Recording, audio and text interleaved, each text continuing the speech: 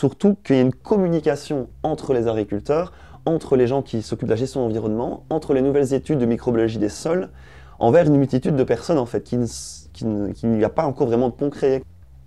On pourrait propulser l'agroécologie bio comme modèle principal. Mais la question la plus importante, c'est qu'on ne peut pas passer de ces agricultures intensives, monocultures, à ça du jour au lendemain. Il va falloir que dans un premier temps, que ces systèmes y cohabitent. C'est tout lié à cette question de mondialisme, de vouloir vraiment traiter les gens, les contrôler le plus possible.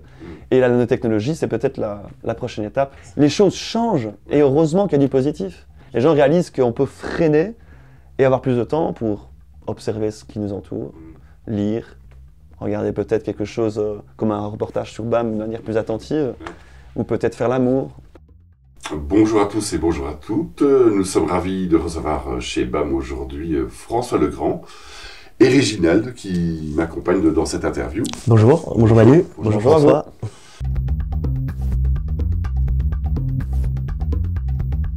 Donc François, tu es cinéaste d'abord. Et donc, tu as fait un film sur le monde paysan, sur le rapport au sol. Et tu en as fait un deuxième aussi. Et tu peux nous en parler brièvement? Oui, bien sûr. Bien, bonjour, très content d'être ici. Donc, en fait, oui, en 2019, nous avons tourné un film qu'on a sorti en 2021, juste après le Covid, enfin, juste après, pendant, qui s'appelle Tandem Local. Et donc, était vraiment un parcours à vélo de tout le pays à la rencontre des agriculteurs locaux pour essayer un peu de comprendre et se poser la question, et si changer le monde commençait dans l'assiette?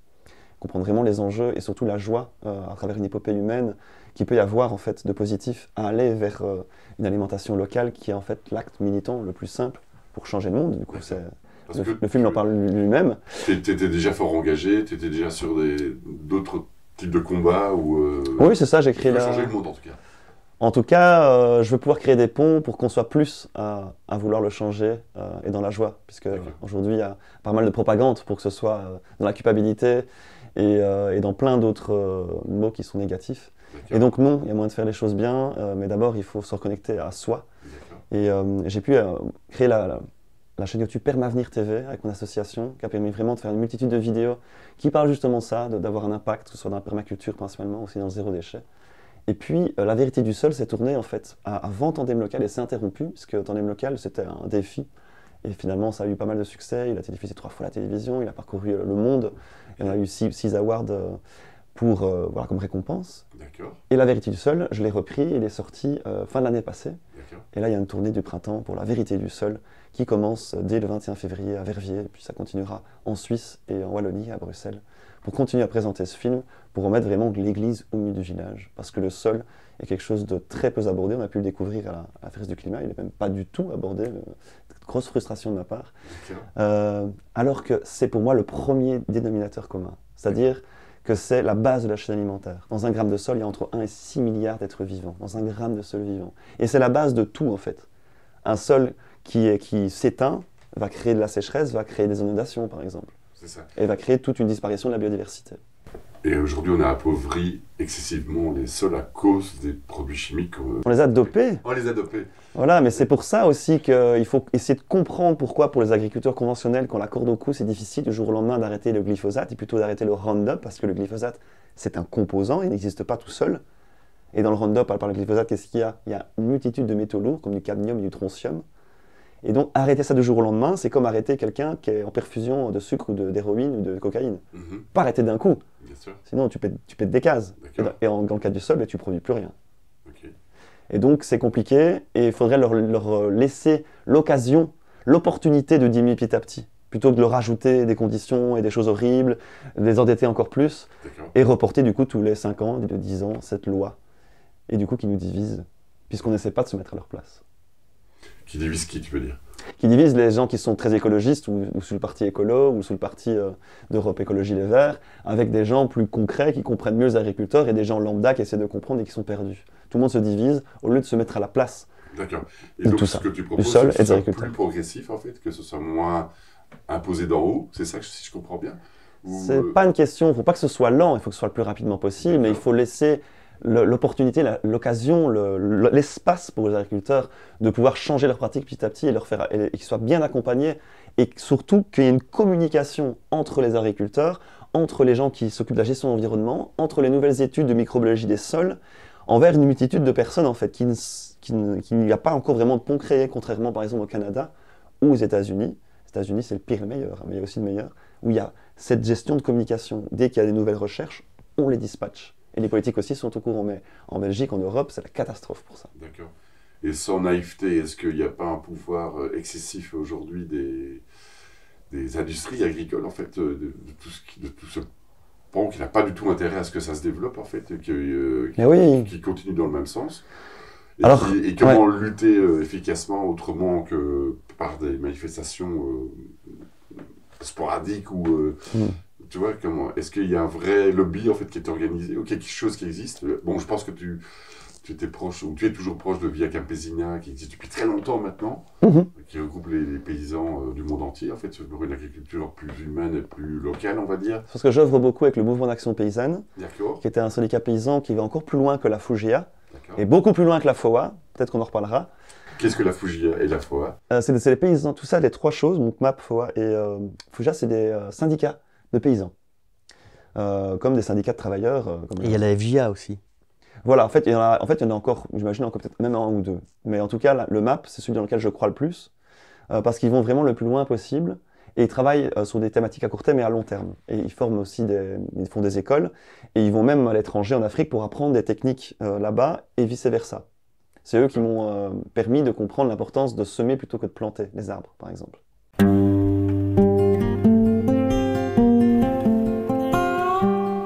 Quelle est la différence? On parle de digression, on va essayer de revenir après. La différence est simple. C'est beaucoup plus pratique de planter, mais semer va permettre à la racine pivotante de ne pas se faire arracher pour qu'on le plante ailleurs, et donc de rester, d'aller puiser l'eau. Et donc l'arbre est autonome et résiste à tout ce qui peut arriver comme catastrophe climatique, en tout cas un maximum. Ok, de manière métaphorique, c'est intéressant aussi. Et donc, exactement. Semer, ça veut dire quoi concrètement en fait? Donc il y a une autre technique en fait. Et donc semer, c'est imiter le froid de l'hiver si on veut vraiment le faire nous-mêmes, plutôt que de laisser faire la nature, si on veut quand même avoir une emprise au niveau de contrôle un minimum pour savoir où on va mettre nos arbres, plutôt que de les lancer et attendre peut-être qu'il n'y ait pas trop de ravages d'animaux, etc. C'est vraiment d'imiter le froid de l'hiver ou imiter l'humidité et la chaleur de l'Afrique, si on est en Afrique par exemple. Et une fois que les graines ont eu un repos qui imite la nature, de faire un trou avec une tringle par exemple, tout simplement, mettre la graine dedans, arroser abondamment une seule fois, et puis c'est fini. Mais il faut en semer plusieurs, parce que forcément, il y a des animaux qui vont manger les graines germées, ou des fois ça va pas fonctionner. Mais par contre, après, l'arbre, une fois qu'il poussera et qu'il sera un peu grand, ça va peut-être prendre plus de temps au début, mais c'est parce qu'il va former ses racines. Très costaud, très ancré. Et planter, c'est quoi? Et planter, c'est on va chez le pépiniériste, je voudrais ça, ou commander ça, et puis les mettre là, sans... Et encore, certains font attention. Tiens, le nord, le sud, il est où par rapport à l'arbre, comment il met ses feuilles? Non, on plante, et après l'arbre, des fois, il va se tordre pour essayer de réatteindre le soleil. Et puis, il sera moins résistant, puisqu'il n'aura pas sa racine pivotante, elle aura cassé, donc il l'aura plus. Et l'arbre, du coup, sera beaucoup plus... il y a du vent, il aura un peu plus peur, il sera moins résistant et moins ancré, comme on devrait l'être tous, d'ailleurs. Et la MAP, alors, donc c'est... Donc le MAP, c'est le Mouvement d'Action Paysanne, qui font énormément de choses... très utiles et très belles et inspirantes, mais ils sont assez petits et ils ont beaucoup moins de financement, évidemment, que d'autres. Et ils vont très loin par rapport au droit de l'alimentation, au droit des paysans, et ils collaborent notamment avec Via Campesina. Et donc, pour revenir à l'importance des syndicats agricoles, etc., aujourd'hui, c'est qu'on a vraiment comme tu disais, il y a des lobbies, etc., mais en fait, il faut se mettre à la place, aujourd'hui, des grandes structures qui sont habituées à avoir de l'argent et du pouvoir. Et du jour au lendemain, c'est exactement un peu la même chose, et je vais digresser rapidement avec l'Église aujourd'hui. C'est qu'on ne peut pas revendiquer des choses si on perd du pouvoir. C'est très compliqué, surtout que les structures de Vatican, voilà. Imaginez, c'est un peu la même chose aujourd'hui avec l'agriculture, avec la bourse de Chicago qui décide les prix, et avec les lobbies qui proposent et qui obligent, entre guillemets aujourd'hui, à qu'il y ait autant de pesticides, autant de semences, vous aurez ceci, cela. Et donc les agriculteurs, au départ, ça a été la solution, puisqu'il a fallu nourrir le monde après la Seconde Guerre mondiale avec ce qu'on appelle la Révolution verte. Et donc ça a été vraiment, au départ, une solution un peu miracle. C'est que, waouh, la technologie évolue vite, à l'époque c'était grandissant, les créateurs, les inventions, waouh. Et puis il fallait, qu'est-ce qu'on allait faire de toutes ces bombes et de toutes ces munitions? Il fallait bien les recycler aussi, concrètement. Mettez-vous à la place des actionnaires, qu'est-ce qu'on fait de tout ça? miracle, on peut nourrir le monde avec le recyclage de tout ça. C'était la révolution verte. Et les agriculteurs se sont dit, c'est ça qu'il faut faire. Il faut s'agrandir, embrasser l'agrochimie et produire beaucoup et de manière plus simple pour nourrir le monde. Et au départ, ça a fonctionné puisque les terres étaient magnifiques. Et aujourd'hui, 30 ans de dégâts, il va falloir peut-être 100 ans pour rattraper le coup, ou alors opter pour des techniques qui vont même encore plus loin que ce que l'agroécologie ou l'agriculture bio-intensive peut proposer.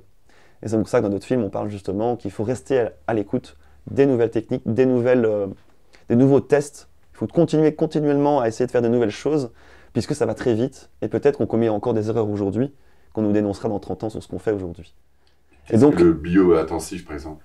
Le bio-intensif, en gros, c'est une agriculture sans chimie, mais avec quand même des engrais dits naturels, que des gens autour d'une table ou autour de plusieurs tables connectées ensemble, #l'Europe, ont décidé de dire que c'était comme ça, pour pouvoir faire une agriculture en monoculture, mais du coup qui va demander beaucoup de main-d'œuvre, puisqu'il va falloir faire désherber. Et donc il va falloir quand même avoir des gros tracteurs qui tournent au pétrole, et donc du coup qui sont liés à toutes ces questions de bourse et de pétrole et d'inflation et compagnie. Tandis que par exemple l'agroécologie bio, et je dis bien bio après parce que l'agroécologie, elle a commis une erreur juridique, c'est qu'elle n'a pas fait, on va dire, de documents pour dire ce que c'est juridiquement. Et donc des petits malins ont commencé à faire de l'agroécologie avec des pesticides. Et donc du coup, aujourd'hui, il faut dire de l'agroécologie bio. Et la différence, c'est que là, on va avoir un travail qui est beaucoup plus en diversité. On va voir les choses en 5 dimensions. 3 dimensions, on sait bien que c'est l'auteur, la largeur, la longueur. La 4e dimension, c'est la question de racines. Okay. Est-ce que mon système racinaire, à quel point il peut aller en profondeur et à quel point, en fonction d'un sol qui est argileux ou plutôt un sol qui est humide ou sablonneux, enfin bref. La 4e dimension, c'est vraiment la question de racines. La 5e, c'est la diversité des plantes. Par exemple, un exemple très connu du temps des Aztèques et même du temps d'il y a encore plus longtemps, qui s'appelle le milpa, eh ben, embrasse la 5e dimension. La 5e dimension, c'est la diversité. Et donc cet exemple-là, c'est on met des courges sous le sol, donc ça va prendre une grande surface, ça prend de la place. On met des maïs qui, eux, vont juste prendre de la hauteur, et on fait tourner des haricots sur leur tuteur. Et là, on a 3 choses en une. Et l'agroécologie bio commence, parce qu'il y a moyen d'aller encore plus loin, évidemment, il y a moyen aussi de capter plutôt les énergies aussi d'en haut et d'en bas, et d'aller plus loin. Mais en tout cas, il y a déjà une prise de conscience énorme, c'est qu'on peut produire beaucoup plus, mais il faudrait beaucoup plus de travail, beaucoup plus d'ouvrages, beaucoup plus d'emplois. Vous allez me dire, mais c'est génial, on prendrait un problème, on en créerait une solution, on créerait une synergie. Mais aujourd'hui, la politique agricole commune, donc je vais rappeler à tout le monde ce que c'est la PAC, c'est nos impôts européens, donc plusieurs milliards qui sont injectés dans l'agriculture pour aider les agriculteurs, et donc ceux qui produisent la nourriture. Mais comment ça fonctionne? C'est en fonction de celui qui a la plus grosse, qui a le plus d'argent possible. Et donc moi, si je détiens des terres, je suis milliardaire, et que je me dis, ben, la terre, ça n'arrête pas d'augmenter, et qu'en plus, il n'y a pas de loi contre des limites spéculatives, eh ben voilà, je vais me faire de l'argent, et en plus, j'aurai de l'aide de la PAC pour après faire ce que je veux avec les terres, pour produire si je décide de produire. Et c'est le problème qu'on a aujourd'hui avec Colruyt et avec d'autres, qui, eux, ils veulent juste le moins cher possible, et donc, il n'y a pas vraiment de question d'éthique, que ce soit au niveau économique, ou que ce soit au niveau de l'environnement. Et on a ces problèmes-là. Alors que si on faisait en fonction de l'emploi qu'on pourrait créer et de la plus-value économique, donc double de nouveau synergie, on pourrait propulser l'agroécologie bio comme modèle principal. Mais la question la plus importante, c'est qu'on ne peut pas passer de ces agricultures intensives, monocultures, à ça du jour au lendemain. Il va falloir que dans un premier temps, que ces systèmes y cohabitent. Qu'il y ait encore un peu de grandes cultures céréalières notamment, parce qu'on mange beaucoup de céréales, et nous sommes qu'à 25% autonomes aujourd'hui en Belgique. On dépend du Kazakhstan, de la Pologne et de l'Ukraine principalement. Je rappelle que l'Ukraine, il y a énormément de résidus de bombes, mais c'est pas grave, on continue à produire et à exporter. Une autre question aussi importante. Le pays que tu as cité, c'est quoi, le Kyrgyzstan? Kazakhstan. Ah, le Kazakhstan.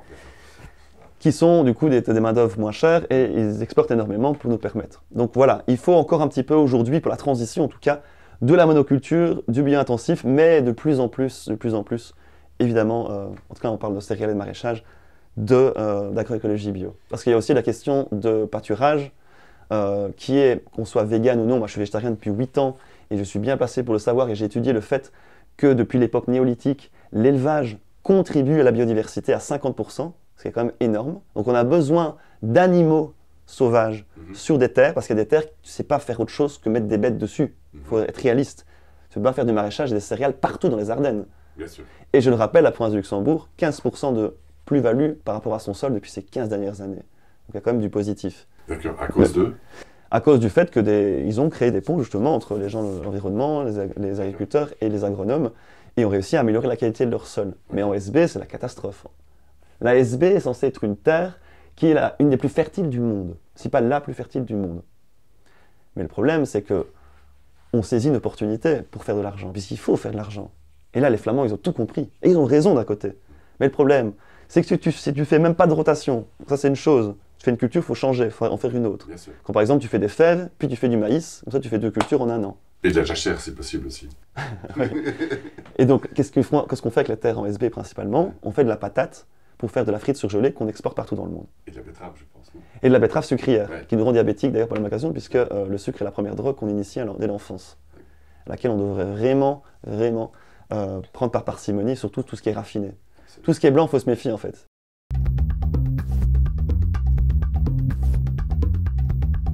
Il y a aussi cette histoire du rapport à l'OMC, parce qu'on a oublié complètement cet organisme qui était très décrié dans les années, début des années 2000, et contre lequel il y avait beaucoup de mise en garde, de lutte en fait. Et, parce que cette organisation mondiale du commerce, si je ne me trompe, elle organise quand même aussi la dépendance alimentaire des pays les uns par rapport aux autres, le fait qu'un pays fait tel type de culture, parce que ça arrange en fait un système boursier qui mise sur certains types de cultures. Enfin, je veux dire, c'est ça, il y a une organisation générale du commerce qui est sous-jacente aussi, qui est un peu cachée. Enfin, pas exactement. Ah, dis-moi.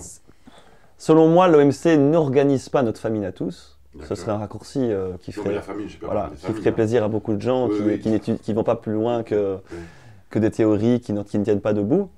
Mais par contre, elle a un business plan, comme n'importe quelle entreprise. Et ce business plan fait partie est en coalition avec beaucoup d'autres qui sont liés au mondialisme, si vous voulez. C'est ça peut-être, si vous voulez trouver un ennemi, l'ennemi qu'on pourrait trouver. Et encore, c'est complexe, parce qu'il y a des choses utiles par rapport au mondialisme, il ne faut pas l'oublier. Y compris la lutte. Puisque via vos caméras ou vos ordinateurs sans la mondialisation ils coûteraient très cher. Hein. Bien sûr. N'oublions pas. Mais oui, en tout cas, le rêve du mondialisme, c'est pouvoir se déplacer les humains comme des troupeaux d'animaux, en fait. Oh, on a besoin de ça là, oh, tu vas là, et d'être le roi du monde dans le contrôle, dans l'extérieur. Au lieu de s'ancrer à l'intérieur et de se dire, mais qu'est-ce qu'il faut pour être heureux, en fait, et vivre décemment, en fait. C'est ça la question à se poser. Mais quand on s'enfonce dans le pouvoir et l'argent, c'est un puits sans fond. Bien sûr. C'est ça qu'on a tendance à oublier. Et du coup, l'OMC, elle régit énormément de choses. Elle décide de comment les hôpitaux qui ont de moins en moins de moyens, par exemple, qu'est-ce qu'ils vont proposer à manger. Et donc, du coup, forcément, ça va pas être de la bonne qualité. Et en plus, qu'est-ce qu'on voit la première chose quand on est dans un hôpital, dans un endroit où on est censé se régénérer de la malbouffe, des distributeurs de coca. Absolument. Et on apparaît avec la petite enfance, où aujourd'hui, il y a quand même beaucoup de choses positives qui sont en train de se faire au niveau de la transition vers des cantines durables, locales et durables, notamment avec les méthodes de soupe, où il y a une filière extraordinaire qui est en train de se faire avec le collectif des cantines durables, notamment en Fédération Wallonie-Bruxelles. Donc il y a des choses positives, mais c'est juste que le nombre d'écoles par rapport au nombre d'écoles qui font le pas vers ça, et qui ont peur, oh, les enfants qui aiment la soupe, bien sûr qu'ils aiment la soupe, ils aiment tout ce qui est bon, les enfants, mais ils imitent les adultes. Voilà, ils imitent leurs grands frères et grandes sœurs ados, qui eux ont une résistance par rapport aux produits transformés, notamment le fast-food. Et on la perd par après. Mais par rapport à l'OMC toujours, est-ce qu'ils ne sont pas liés eux-mêmes au FMI, qui fait qu'il y a un chantage, qui fait que si on ne respecte pas... Ils sont liés indirectement. Voilà, on ne reçoit pas les aides financières, et donc, par exemple, je ne sais pas, le Sénégal va perdre sa souveraineté alimentaire, ils ne font plus de maraîchage, ils ne font plus que, je ne sais pas moi, par exemple, je ne sais pas ce qu'ils font au Sénégal, mais ou du coton, ou des choses comme ça. Voilà, est-ce que ce chantage-là, de manière générale, qui est complètement ignoré du grand public, en fait, est-ce qu'il y a moyen d'agir contre? Alors, pour clôturer l'OMC, donc c'est toutes les questions liées au commun qu'on devrait se réapproprier, puisqu'il y a aussi tous les homes pour personnes âgées. Ouais. Donc, tous les moyens de distribuer la nourriture pour ceux qui n'ont pas le temps de s'occuper de cette filière. Donc, du coup, ils ont d'office une grande part du marché, et puis ils s'emparent effectivement aussi des cantines professionnelles, et c'est un monstre au final, puisque eux, ils ne vont pas proposer des choses de qualité et respecter les locales, puisque c'est mondial, et donc il des aliments qui viennent de plein d'endroits. Et d'ailleurs, avec les traités de libre-échange, parce qu'il y a quand même du positif par rapport à notre Europe, c'est qu'il y a quand même par rapport à d'autres pays, comme les États-Unis et compagnie, c'est qu'il y a des règles de plus en plus strictes, même si on abaisse les cahiers de charges, parce qu'il y a de plus en plus de pays dans l'Union européenne, liés à l'alimentation, à l'hygiène, à la chaîne alimentaire. Et ce problème-là, c'est qu'avec les libres-échanges qu'il y a des produits qui n'ont pas on va dire, ces cahiers de charges et ces règles, et qui importent des produits de moins bonne qualité, notamment avec le mondialisme, alors qu'on le sait aujourd'hui, et j'invite mes amis scientifiques à vraiment se renseigner un peu plus, et dédicace à ceux qui le savent déjà, qu'aujourd'hui on sait que manger local, c'est extrêmement bon pour la santé, puisque vu que tout est diversité électrodynamique, parlons brièvement scientifique, tout est diversité électrodynamique, tout est vibration et énergie. Je zoome dans ma gourde ici, c'est en mouvement, tout est en mouvement, et nous encore plus au niveau énergétique. Et donc ce qu'on mange nous donne un bagage de diversité électrodynamique. Et donc si on mange des choses proches de notre environnement, on va du coup augmenter notre système immunitaire, puisqu'on ne va pas tomber malade d'un truc à l'autre bout du monde. Et donc ça va entretenir notre énergie et du coup nous permettre un peu plus d'être souverains par rapport à notre santé. Si on veut penser de manière égoïste, mais on pourrait penser aussi à la santé de l'environnement, à la santé et respect de la physiologie des animaux et des insectes. Enfin, c'est exponentiel, sans parler de l'économie locale. Et du coup, l'OMC est lié effectivement au FMI, puisque quand un pays perd sa souveraineté, le pack FMI arrive. Et c'est intéressant, c'est toujours voir la personne qui accompagne. Genre Macron qui arrive avec sa valise, pack FMI dans la valise. Voilà, on va sauver votre pays. Et il met sur la table un accord du FMI. Et donc ça a l'air génial. Waouh, un groupe de riches amène de l'argent pour aider les pays. Sauf qu'après, il y a les intérêts à payer. Vous ne trouvez pas malsain d'être victime d'une dette qui n'a rien à voir spécialement, pas beaucoup, alors vraiment un tout petit peu à voir avec vous, et en plus après, de voir quelqu'un qui arrive, qui rachète pour que dalle la dette, et puis qu'après qui vous la redemande fois 10, fois 100, fois 1000, comme on a vu avec l'Argentine. Enfin voilà, et du coup c'est en lien sans être en lien, mais c'est tout lié à cette question de mondialisme, de vouloir vraiment traiter les gens, les contrôler le plus possible. Et la nanotechnologie, c'est peut-être la prochaine étape, puisqu'il y a plein de technologies qui sont d'abord dans le domaine militaire et puis qui viennent après dans le domaine public, très longtemps après. Internet, années 70, c'est arrivé fin du XXe siècle chez nous, parce que c'était un lien des connaissances, des recherches liées aux universités. Et ben c'est pareil peut-être pour des technologies au niveau de nanotechnologie, que ça fait un petit peu, voire même très longtemps maintenant, que certains ministères de défense ou des armées ont en leur disposition, et pourquoi pas peut-être le rendre dans le domaine public. C'est comme l'intelligence artificielle en fait. Quel rapport les nanotechnologies avec ce que tu disais? Parce que c'est une question de contrôle. C'est-à-dire que le FMI, l'OMC, la chose vraiment qu'on pourrait critiquer en premier, c'est vraiment l'aspect de contrôle, de vouloir contrôler le monde, en commençant du coup par notre alimentation. Et ça pourrait aller jusque-là. C'est pour ça que je veux dire que l'heure est grave d'un côté, mais les solutions sont ultra positives et un tant soit peu qu'on s'intéresse un peu à la voir à l'intérieur de nous-mêmes, forcément. Il n'y a pas que l'extérieur. C'est bien d'avoir des to-do list, mais il faut avoir des to-be list aussi, de temps en temps. D'où l'importance de se retrouver notre souveraineté à nous. Donc, de ne pas être victime de propagande, de pouvoir retrouver son esprit, retrouver son ventre, qui est aussi un cerveau, et retrouver son cœur, les 3 cerveaux, pour après se poser des questions. Et enfin, regarder les solutions qui existent déjà, au lieu de vouloir recommencer toujours à zéro. Ça, c'est important. Parce qu'il y a plein de choses qui existent déjà, il faut créer des ponts entre elles. Et il y a des choses intéressantes dans plein de pays, même aux États-Unis et ailleurs. Est-ce qu'une des solutions, ce ne serait pas de aussi se retirer de tous ces traités, de toutes ces organisations? Mais comment faire? Je sais, mais enfin, parce qu'elles sont quand même... Les lois européennes sont au-dessus des lois belges, il me semble. Bien sûr. Est-ce que l'OMC est au-dessus de tout? Est-ce que le FMI est au-dessus absolument de tout? Voilà, c'est la question. Non et oui. Les deux sont faux, c'est compliqué.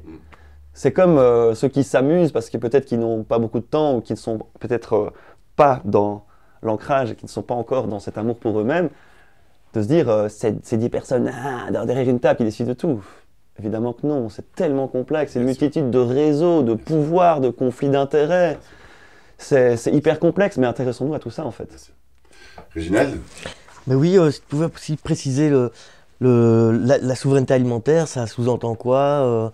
Le droit à l'alimentation, avant d'être une marchandise, l'alimentation, ça doit être un droit. Et donc le droit de pouvoir choisir ses graines, de choisir ce qu'on veut manger, ça nous met dans un beau sujet qui va un petit peu en relation avec ce qui se passe aujourd'hui avec la révolte des agriculteurs.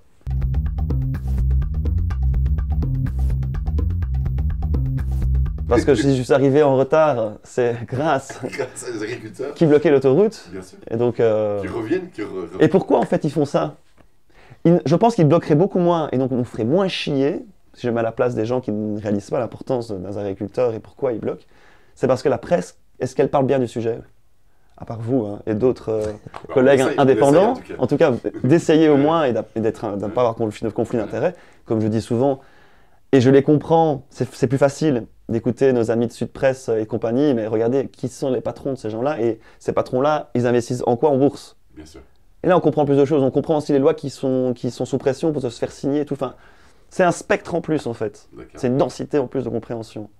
Et après, on peut aller voir les choses encore plus loin. Ça, c'est un autre débat. Ouais. Et donc, pour revenir aux révoltes paysannes aujourd'hui. Alors, la presse, qu'est-ce qu'elle dit? Elle dit principalement que c'est une révolte liée à la taxe qui augmente au niveau du diesel. Et donc, super plan d'ailleurs, c'est malin quand même de dire ça, parce que ça va, la veille des élections, ça va diviser encore plus les gens qui veulent un monde meilleur et une plus belle, et penser plus en plus à l'écologie. Puisqu'ils vont dire, mais vous avez vu ces agriculteurs, ils ne pensent pas à l'environnement. Et... ça, c'est le raccourci qu'il ne faut pas commettre. Mettons-nous à leur place, parce qu'il y a énormément d'autres choses. Déjà, les OGM, ils sont interdits en Europe pour le moment. Sauf peut-être les produits qui viennent de loin, comme aux États-Unis ou d'Ukraine. Et on va en reparler de l'Ukraine. Mais il y a aujourd'hui d'autres OGM qui ne s'appellent pas OGM. C'est-à-dire? C'est les New Genetics Techniques, les NGT. Okay. Et les NGT, ce n'est pas la différence.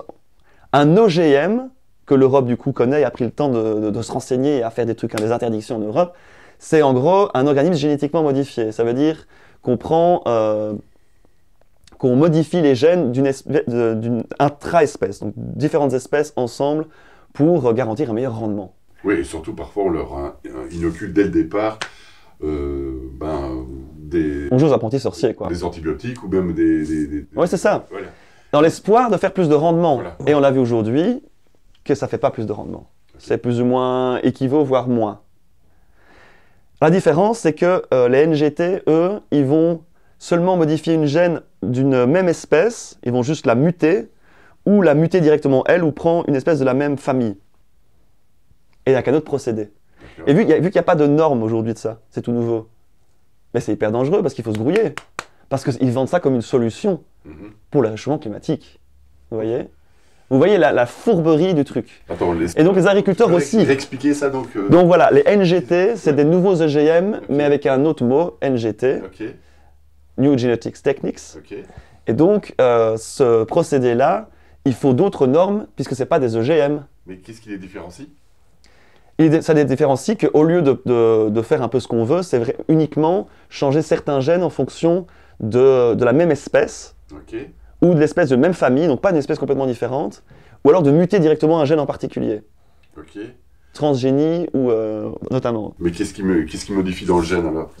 Qui rend le gène plus intéressant? Eh ben, il veut faire des trucs qui résistent au réchauffement climatique, de nouveau, un OGM 2.0 en fait, tout simplement. Mais il n'y a pas de normes aujourd'hui en Europe. Et donc, il y a énormément, dont Polynice, une association aussi extraordinaire qui aide à la biodiversité, qui dénonce ça. Bon, ils essaient de faire signer des pétitions. C'est un grain dans la soupe, mais ça peut toujours des fois aider pour certains politiciens qui sont sensibilisés à ça. Mais aujourd'hui, rappelons qu'il y a 26 000 lobbyistes autour du Parlement européen à Bruxelles, et qu'au niveau de ceux qui ont les moyens, et même des petits salaires, de venir faire du lobbyisme positif, comme on essaie de faire à travers votre média d'ailleurs, quelque part, ben, il y en a très peu. Et les politiciens, pour prendre un petit peu leur défense, allez, on va essayer de prendre un peu leur défense quand même, ils ont une multitude de choses à penser. Parce qu'il n'y a pas que l'agriculture, il y a plein d'autres choses. Bien sûr. Et on les invite à gauche, à droite, on les engraisse. On les fait picoler aussi. Voilà, voyons la réalité. On leur promet des vacances, on leur propose des choses, avec des gens qui sont beaux, qui sont sympas. Et du coup, ils peuvent se perdre. Et oublier un petit peu que des fois, ils ont affaire à des gens qui ont des gros conflits d'intérêts et qui veulent vraiment vendre leurs produits. Quand même. Ils ont l'habitude. Bien sûr, c'était vraiment pour prendre un petit peu leur défense quand même. Parce que voilà, je veux créer des ponts hein, aussi. Il n'y a pas que de mauvaises personnes. Il ne faut pas diaboliser non plus le monde politique. Mais tout ça pour dire qu'il y a effectivement des lobbies qui veulent vendre ça comme une solution au réchauffement climatique.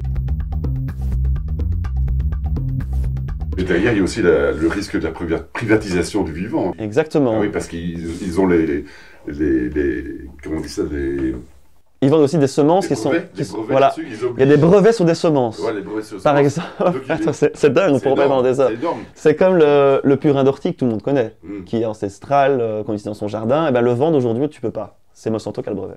C'est Bayer qui a le brevet. Non, mais ça, c'est non total. Mais... Voilà, ils s'approprient le vivant. Ouais. Et Il y a du kidnapping culturel et des kidnappings écologiques. Ouais. et ces graines Terminator que tu Qui vas ne se reproduisent qui ne se pas, reproduisent pas, tu peux plus. qui ne sont pas adaptés à un sol local du terroir. C'est pour ça que si vous voulez avoir votre potager, n'hésitez pas à faire appel à des gens comme Cocopelli en France ou en Belgique à Cyclanterre ou Semaille, qui eux sont vraiment des coopératives et des associations vraiment adéquates par rapport à notre terroir, si vous voulez vraiment penser rendement, avec un taux de germination à plus de 90%, et qui respectent effectivement des techniques agriculturelles qui en valent le coup et qui sont pour notre environnement. Donc oui, il y a des puissances, il y a des lobbies, et ils veulent de plus en plus de s'emparer, puisque tout le monde mange. On va arriver petit à petit au droit à l'alimentation. Puisque tout le monde mange, il y a un marché juteux. Et les agriculteurs, vu qu'ils sont endettés et qu'ils doivent produire de plus en plus, quelque part, c'est une solution pour eux qu'on leur dise, ben voilà, t'as telle semence, je sais pas comment va être le climat, mais c'est pas grave, t'as tel produit, tu fais ça, tac, tac, tac. Tu sais quoi, le terrain là-bas, on va te faire un prix, tu l'auras moins cher, comme ça, la petite ferme, vu qu'elle est en faillite, tu la prends en plus, tu t'agrandis, et t'inquiète, ça va aller. Et on leur promet ça depuis les années 50, et regardez le nombre de suicides, ça veut bien dire qu'ils ont la corde au cou et qu'ils n'en peuvent plus. Parce qu'ils sont dépendants du marché, de la bourse de Chicago qui choisit les prix pour eux. Et en plus aujourd'hui, ils dénoncent du coup ce que je viens de vous dire par rapport aux nouveaux OGM, qui n'en veulent pas. Ils veulent prendre, les agriculteurs, même conventionnels, ils veulent prendre soin de leur sol, ils veulent avoir un sol sain, ils veulent que leur famille, quand ils sortent de chez eux, près de leur champ, ne respire pas des pesticides. Même si aujourd'hui, il y a beaucoup de scientifiques qui essayent de faire des OGM, mais très précis, pour des choses très précises, pas pour globaliser dans le monde, qui sont peut-être assez intéressés, il n'y a pas diaboliser, donc de nouveau, tout est gris. Même si aussi, il y a des cultures, on appelle l'agriculture de précision, qui sont intéressantes pour la transition, de permettre de continuer à toujours mettre des produits chimiques, mais à un moment précis, avec une quantité précise, à un endroit précis. Peut-être que dans un premier temps, pour les 10 prochaines années, on peut peut-être aller plus vers ça, avant d'aller dans l'agroécologie bio pour faire la transition. En fait, il faut créer des ponts entre tous les modèles et que les gens retrouvent le droit à l'alimentation, le droit aussi de produire. Mais pour ça, il faut que les marchés actuels, les nouveaux marchés, donc les circuits courts, les gazap, les coopératives, les épiceries, les super startups comme Bled, par exemple, qui veulent justement faire des magasins autonomes où les gens ont la clé, les mangeurs ont la clé. Parce qu'en parlant de mangeurs et pas de consommateurs, créons une société de mangeurs. C'est plus joli, oui. Et donc il y a plein de techniques. Mais pour les encourager, ces techniques-là, il faut effectivement, de l'intérieur dans l'Union européenne ou ailleurs, arriver à transformer et arriver à, à taper le clou sur l'importance de notre souveraineté, en montrant des exemples et peut-être en laissant des financements à des gens qui veulent tester des choses qui vont encore plus loin, notamment en électroculture, en permaculture, ou des choses des techniques nouvelles pour essayer de voir comment ça se passe et puis comparer avec des faits scientifiques en comparant les sols. Bien sûr. On voit aujourd'hui par exemple que il y a très longtemps, les Amérindiens par exemple, les Aztèques et compagnie, et même encore avant, on les considérait comme chasseurs-cueilleurs. Et bien aujourd'hui, il y a des études en microbiologie des sols qui montrent qu'en final, c'était des agriculteurs. Pourquoi ? Parce qu'en étudiant le sol, on a réalisé qu'ils prenaient soin de leur sol, qu'ils produisaient vraiment de la nourriture sur sol vivant, parce qu'on a retrouvé des arêtes de poissons, et donc ils comprenaient déjà la diversité que le sol a besoin pour pouvoir avoir tous les nutriments, pour que les plantes entre elles choisissent ce qu'elles ont besoin et s'entraident et s'échangent les nutriments. Puisque je le rappelle, les mauvaises herbes sont des adventices et en réalité ces mauvaises herbes sont des plantes bio-indicatrices qui nous indiquent comment le sol va. Les arbres ainsi que toutes les plantes, grâce au mycélium des champignons, communiquent entre elles et s'échangent des nutriments comme un grand réseau d'internet. Champignons, c'est le sexe qu'on mange, mais sinon il est dans le sol et c'est un réseau comme internet. Il y a plein de faits aujourd'hui qui sont extraordinaires et qui nous relient à notre microbiote à l'intérieur de nous et même pour nos amis astrophysiciens qui sont en relation avec ce qui est de macro. Et qui peut-être peuvent nous ramener à une spiritualité universelle, qui n'est pas dogmatique, et qui nous rappelle que nous sommes à l'intérieur de nous, peut-être autonomes de ce qu'on veut dans notre vie, ce qu'on veut voir, et ce qu'on veut faire, et ce qu'on veut être et avoir. Et donc le droit à l'alimentation, c'est le fondamental. Okay. Parce que plus on va se retrouver notre émancipation, notre autonomie au niveau de notre alimentation, plus on va pouvoir de nouveau respirer, à se sentir vivant et à réfléchir. Et donc, soutenons nos agriculteurs qui, aujourd'hui, c'est une multitude de choses, un peu comme les gilets jaunes. Hein. Il y a eu la taxe de l'essence, l'augmentation de l'essence, et ça a créé les gilets jaunes. C'est une chose qui après, en a permis de souligner à plein d'autres, en fait. Et nos agriculteurs dénoncent aussi le problème avec l'Ukraine. L'Ukraine n'est pas encore dans l'Europe. Je dis pas encore parce que je pense que beaucoup on va dire de pouvoirs veulent la faire rentrer. Parce que pourquoi se mettre à la place de l'Europe, l'Union européenne, du mondialisme? Pourquoi c'est intéressant d'avoir l'Ukraine? Parce que l'Ukraine, elle a une main-d'œuvre très bon marché. Elle a beaucoup de terres, et beaucoup de terres fertiles. Et notamment beaucoup de céréales, et il nous faut des céréales qui sont plus proches du Kazakhstan, du coup, par exemple. Bien sûr. Moins de trajet. Et en plus, qui est au bord de nos amis soviétiques, de la Russie. Bien sûr. Donc très stratégique géopolitiquement. Et on leur prive de cette richesse, en fait, aussi. Et donc c'est pas bien, à la fois pour les Ukrainiens et à la fois pour nous. Pourquoi c'est pas bien? Parce que vu qu'il n'y a pas de normes encore européennes, il y a encore des poules en cage pour les œufs, il y a encore des hormones énormément pour les animaux. Bref, il y a plein de choses qui ont commencé à évoluer ici, qu'il n'y a pas encore évolution là. Et il y a un traité de libre-échange qui a quand même eu lieu, et qui est toujours en train de s'agrandir pour envoyer des marchandises chez nous. Et les agriculteurs dénoncent ça, parce que ça veut dire que le prix de la bourse, du coup, qu'on avait parlé de tantôt, il va encore faire diminuer le prix. Et donc l'agriculteur qui ne transforme pas et qui ne vend pas, il est dépendant de ses prix, donc il doit travailler encore plus, s'endetter encore plus, parce que pour agrandir encore plus. Et c'est une chaîne sans fin qui le bouffe de l'intérieur, de nouveau. Et donc il dénonce ça aussi. Bien sûr. Ce côté de libre-échange à tout va, parce qu'il y en a plein d'autres des libre-échanges qui ne respectent pas l'environnement et qui du coup font concurrence déloyale envers tout le monde. Et c'est pareil aujourd'hui avec les chiffres alarmants. Le GIEC par exemple, c'est des chiffres mondiaux, mais qui n'ont rien à voir avec ce qui se passe en Wallonie. En Wallonie par exemple, au niveau de l'élevage, nous sommes des très bons élèves mondialement. Mais les chiffres du GIEC vont prendre un chiffre mondial et dire le problème principal, c'est l'agriculture.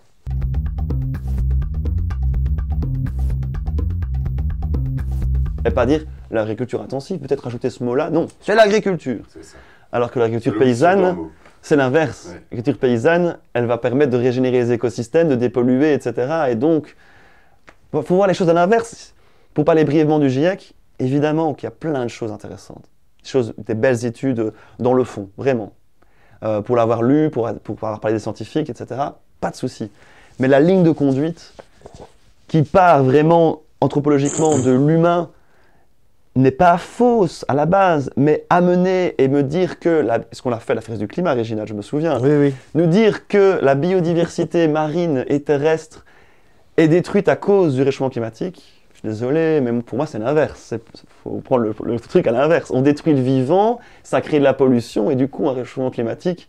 Et encore, c'est quoi le réchauffement climatique? J'ai pas l'impression qu'ils répondent vraiment à la question et je trouve que ça devient très prophétique et t'es pas dans le bon sens du terme. Parce que je vous explique. Ayant rencontré Vandana Shiva, qui est une écoféministe indienne, dans ton film, oui. Qui est scientifique et qui est aussi autrice et qui a gagné des procès, notamment contre Coca-Cola. Elle explique très bien dans le film que si on remettait les mains dans la terre et qu'on s'occupait du sol, on pourrait régénérer les écosystèmes beaucoup plus rapidement que ce que disent le GIEC. Alors pourquoi on ne se concentre pas sur du palpable?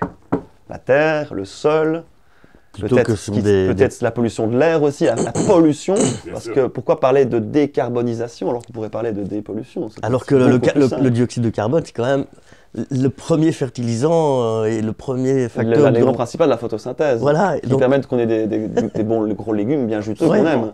Donc c'est un petit peu bizarre. Donc c'est compliqué en fait. Je pense qu'il y a des scientifiques aujourd'hui d'ailleurs qui veulent se retirer d'ailleurs de leur signature du GIEC, parce qu'ils comprennent aussi qu'il y a une propagande quelque part. Lié peut-être au mondialisme qu'on a dénoncé tantôt, mais de nouveau c'est compliqué, ça mériterait un documentaire, un débat, une vidéo comme vous faites, rien que là-dessus. On va faire ça. Parce que nous, on pense prochainement, avec peut-être des scientifiques plus calés que moi. Parce que moi je suis holistique. Hein. Non mais bien sûr, c'est bien d'être holistique. Il faut mais pas assez spécifique du tout. Spécialisés aujourd'hui. Donc, mais on en a besoin aussi, mais c'est vrai que c'est la norme. On parle justement de robustesse et pas de performance, c'est ça aussi. Exactement. Et de monoculture en général, qui sont toujours beaucoup plus dangereuses. Il suffit qu'il y ait une allumette qui brûle et tout, et on perd tout. Et quand il n'y a pas de diversité, c'est... Ah ouais, dans un monde décarboné, moi je veux pas vivre dans un monde décarboné, sinon on produit comment nos légumes? Ils sont tout petits, on fait comment? On va les injecter de produits chimiques? Non mais c'est intéressant parce qu'il y a un mythe autour du climat aujourd'hui qui efface en fait plein d'autres choses qui sont beaucoup plus graves au niveau de la menace en fait. Oui. On parle plus de la surconsommation. On parle pas des éruptions solaires aussi. On parle plein d'autres choses. Qui sont quand même réelles. Qui sont un argument climato-sceptique. Non, c'est un argument scientifique, les gars. Bien sûr que des amis, j'ai des amis parce que je suis sûr qu'il y a des gens bien dans ces gens-là, comme dans plein d'autres gens qui se terminent par "iste", dans les étiquettes populistes et compagnie. Mais voilà, évidemment que c'est compliqué, évidemment qu'il y a des éruptions solaires, mais dire qu'il n'y a que ça, non, c'est hyper complexe en fait. Donc, laissons les gens autour de la table, pas qu'ils soient tous d'accord, mais de différents points de vue, s'exprimer entre eux. Et un vrai débat, c'est quand on est capable de changer d'avis. Hein. Parce que c'est pour faire une bataille d'ego de qui est la plus grosse. Non, merci, on ne veut plus de ça. C'est pour ça qu'on écoute des médias comme BAM d'ailleurs, et plus certains autres médias que je ne vais pas citer. Merci beaucoup. Et pour clôturer, le droit à l'alimentation, parce qu'on n'a pas clôturé. Ok, parce qu'on a parlé tellement de choses. Oui, mais c'est tellement passionnant, tout est lié à tellement de choses. L'agriculture, ça lie énormément de choses. Ouais. Mais le droit à l'alimentation, il doit être là pour tout le monde. Y compris pour quelqu'un qui n'a pas le temps d'y penser parce qu'il pense à sa fin de mois, il pense à nourrir ses enfants et donc il achète le moins cher. Et en fait, le moins cher, quand on calcule les prix avec nos taxes, les impôts et la dépollution, le moins cher, c'est l'agroécologie bio. C'est les produits qui sont juste à côté de chez toi. Bien sûr. Et d'ailleurs, même aujourd'hui, puisque ces agriculteurs-là sont moins victimes d'inflation puisqu'ils produisent avec leurs mains, ceux en tout cas qui produisent avec leurs mains ou très peu mécanisés, il n'y a pas d'inflation puisque pas de produits, pas de phyto. Donc du coup, les prix n'ont pas beaucoup augmenté. Allez voir un jour, comme une sortie en famille, allez voir dans une ferme, allez voir les prix, peut-être dans plusieurs, si jamais vous avez un peu de temps, un tour à vélo ou quoi, allez voir et rencontrez-les. Et ceux qui ne sont pas labellisés bio, allez voir comment ils font. Peut-être qu'ils vont plus loin que la labellisation et que le cahier de charge bio. Je sais bien qu'on travaille en 40 heures semaine, avec les enfants, les trajets, le stress, peut-être les grands-parents à s'occuper, les enfants, enfin bref. On n'a peut-être pas le temps. Et peut-être que c'est ça la clé. Et on le voit aujourd'hui. Avoir un mi-temps ou un 4/5e il y a 20 ans, 30 ans, c'était « T'es fou? Qu'est-ce que tu fais? T'es con! Il est taré celui-là. » Aujourd'hui, c'est « Ah, t'as raison, c'est normal. » Les choses changent. Et heureusement qu'il y a du positif. Les gens réalisent qu'on peut freiner et avoir plus de temps pour observer ce qui nous entoure, lire, regarder peut-être quelque chose comme un reportage sur BAM de manière plus attentive. Ou peut-être faire l'amour, peut-être aller voir un musée. Et donc, peut-être s'occuper de nous, se ressourcer. Il y a des études aussi qui le prouvent, des études de milliers d'années en Asie qui le prouvent, que l'être humain, l'homo sapiens, il est fait en moyenne pour travailler à mi-temps, maximum. Il a besoin de se ressourcer. Mais la réappropriation du temps, c'est fondamental. Voilà, et ça, en fait, permettra de comprendre, ah ouais, mais en fait, moi, je vais faire attention à ce que je mange. Le corps est un temple, on devient ce qu'on mange. Et du coup, ça va débloquer certaines choses. Et en plus on va bien manger, plus on va se réveiller. Comme je le dis, on va se ressusciter. Parce que moi c'est ça qui m'a transformé. Vous voyez comment je suis enthousiaste.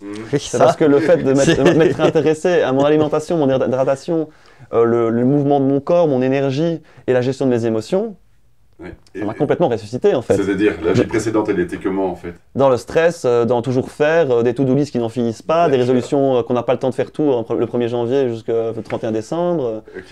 Des non-respects de moi-même, de la drogue, de l'abus de sucre, de l'abus d'alcool. Et qu'est-ce qui a été le déclencheur? Ah, et je ne le souhaite à personne. C'est d'avoir pas mal tout perdu, quoi. Avoir perdu ma relation, d'avoir perdu mon beau-fils, bon, il est toujours en vie, mais d'avoir plus vu du jour au lendemain. Que je considérais comme mon propre fils, d'avoir été cambriolé, d'avoir perdu mon projet de vie qui était mon groupe de musique, tout en même temps, quoi, le même mois, quoi. Ah oui. Et ça fait mal. Dans un moment où financièrement, ça n'allait pas du tout. Mais à un moment donné, quand on va très bas, on ne peut que redécoller. D'accord. Donc c'était comme un signal, quoi. Ah ouais, mais n'attendez pas ce signal-là, en fait. Essayez de percevoir les autres petits signaux. Voilà, il vaut mieux. Comme attendre d'avoir un cancer. Des gens, des fois, ils ont un cancer et là, ils rebondissent. Mais n'attendez pas ça. Parce qu'on perd quand même en énergie quand il y a des trucs de la santé et tout. Ouais. Mais on peut regagner beaucoup. Hein. Mais en fait, c'est une question, c'est pas bisounours de le dire, d'amour. Ayez du respect pour vous-même, en fait. D'amour de soi aussi. Voilà. Parce que c'est comme le max à oxygène quand l'avion perd en pression. Vous le mettez d'abord à vous pour pouvoir le mettre à votre enfant à côté. Mais c'est la même chose, occupez de vous et vous aurez beaucoup plus de potentiel et ce sera même contagieux autour de vous. Voilà. Je partage complètement ton point de vue. C'est trop chouette. Donc, et c'est bien parce que c'est... Mais on ne peut pas forcer les gens à ça. Oui, bien sûr. Il faut de la non-ingérence. Il faut les amener à ça ou leur suggérer. On ne peut pas contrôler, on ne peut pas les moraliser. Il faut les inspirer. Voilà. Inspirer, c'est ça. Réginald, vous voulez Manu, non, je pense que c'était très très bien comme ça. Oui, c'était bien. Très chouette d'écouter François. Écoute, François, merci beaucoup. Et donc, tu voulais encore dire quelque chose? La révolte des agriculteurs, il y a quelque chose qu'il faut se méfier. C'est justement ceux qui veulent qu'on s'en méfie. Et ceux qui veulent de nouveau des grands médias qui ont des pouvoirs plus gros que les journalistes qui veulent vraiment bien faire leur boulot. Je dis bien qu'il y a des très bons journalistes qui, des fois, on leur dit de ne pas faire certaines choses, qui travaillent dans des grands médias. Je vais vous donner un exemple. Vous vous rappelez au Canada de ce qui s'était passé avec nos amis camionneurs? Bien sûr. Le convoi. Le convoi de la liberté. Eh bien, pour vous donner un exemple, il y avait des camions, sur leur pare-brise, ils avaient Trudeau, qui est le Premier ministre, égal, et il y avait une croix gammée, pour dénoncer le côté très fasciste du gouvernement. Qu'est-ce que des journalistes et des TikTokers et des fact-checkers ont commencé à faire? D'ailleurs, je dénonce le fact-checking parce que dire que c'est la vérité, on dirait qu'on a un ministère de la vérité, alors que c'est des gens que tu regardes, que tu fouilles, ils appartiennent à des grands médias aussi. Là, mais bref, ils ont zoomé sur la croix gammée, ils ont dit regardez, c'est des nazis, les camionneurs. Et ben c'est ce qu'ils veulent faire, et c'est ce que beaucoup de gens veulent faire avec les mouvements comme il y a eu avec les Gilets jaunes, et qu'on n'a pas trouvé dans le panneau pour certaines choses. Et plein d'autres mouvements pacifistes, notamment celui de la révolte des agriculteurs, en disant juste une partie et pas tout, où il y a eu le cas des Allemands. Il y a eu une dénonciation qui a fait le tour des copier-coller, tous les médias européens, AFP et compagnie, qui disaient quoi? Que le mouvement des agriculteurs, ça permettait de déporter des immigrants en Allemagne. On s'en fout de savoir si c'est bien ou si c'est mal, mais c'est faux! Et ça a créé des divisions et des débats, etc. Et en fait, c'est ça qu'il faut se méfier aujourd'hui. C'est voilà, des chiens de garde, en fait. Ça. Et quand on a beaucoup d'argent, croyez-moi, c'est facile d'avoir des chiens de garde. Bien sûr. Voilà, donc je voulais juste dire beaucoup d'amour et beaucoup de respect à ces agriculteurs-là, même s'ils sont dans l'agrochimie toujours. Ils veulent s'en sortir de ça, les gars. Ils veulent tous s'en sortir. Tout le monde préfère avoir un champ qui est beau avec des belles fleurs, et des pollinisateurs et des insectes et travailler moins et être heureux. Tout le monde. Tout le monde préfère de son appartement au-dessus voir une belle forêt qu'un grand parking. Donc on est tous dans le même bateau. Alors essayons vraiment de se soutenir en nous. Ensemble, nous serons plus forts et en commençant avec nous-mêmes. Et je pense qu'après, ça ne pourra que être contagieux et rendre cette énergie complètement globale pour tout le monde. Et pour nos paysans premiers. Mais je pense que c'est un très beau projet. C'est en cours, c'est en cours. C'est en cours. Non mais tu as raison, il faut que ce soit toujours en cours. Vous avez un site qui réunit différents protagonistes qui partagent les mêmes points de vue en fait? Oui, en fait, donc, je fais partie de l'association Permavenir. Donc il y a une page Facebook avec pas mal de publications vraiment tout autour de ce qu'on a discuté, etc. de manière très holistique. Il y a mon travail au niveau de Permavenir TV sur YouTube, où vous trouverez énormément de vidéos liées à l'environnement, à l'écologie et au bien-être, avec la permaculture comme grand mot, permaculture permanente, Permavenir, parce que nous voulons un avenir permanent. Et je vous invite à aller voir mon film pour mes amis suisses et belges, est encore en diffusion, permavenir.be/la vérité du sol, vous mettez sur un moteur de recherche la vérité du sol agenda. Il y a encore beaucoup de dates, une tournée printanière où je serai chaque fois là pour discuter avec vous, notamment à Verviers le 21 février, un peu partout en Wallonie, à Bruxelles. Il y aura 3 projections à Bruxelles et 10 projections en Suisse, donc n'hésitez pas à nous suivre. Et pour nos amis français, on est en train d'essayer d'en programmer, mais je suis un peu tout seul pour la production et la distribution, donc n'hésitez pas à m'envoyer un mail, il y a toutes les infos sur permavenir.be et ailleurs si vous regardez un petit peu. Et on organisera ça avec vous. Merci à tous et que la vie commence dans le sol, s'il vous plaît. Les pieds bien dans la terre. Les pieds sur terre, la tête dans les étoiles. Voilà. Merci.